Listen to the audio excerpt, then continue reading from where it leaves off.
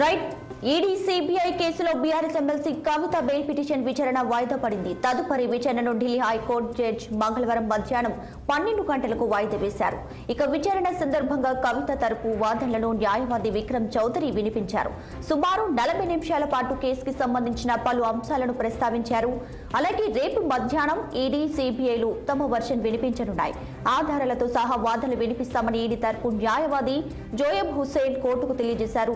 ED CBI వాదనల అనంతరం కవిత తరపు న్యాయవాది విక్రమ్ చౌదరి కౌంటర్ వాదనలు వినిపించనున్నారు.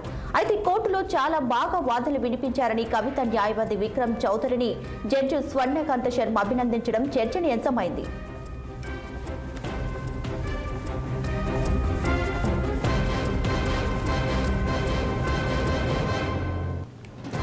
ఈడీ సిబిఐ కేసులో BRS MLC Kavitha bail petition విచారణ వాయిదా పడింది. తదుపరి విచారణను ఢిల్లీ హైకోర్టు జడ్జి మంగళవారం మధ్యాహ్నం 12 గంటలకు వాయిదా వేశారు.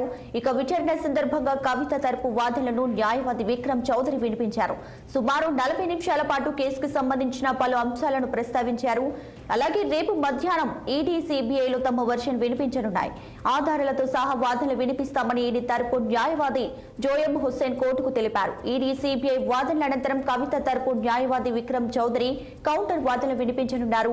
అయితే కోర్టులో చాలా బాగా వాదనలు వినిపించారని కవిత న్యాయవాది విక్రమ్ చౌదరిని జడ్జి స్వర్ణకాంత శర్మ అభినందించడం ప్రస్తుతం చర్చనీయాంశమైంది.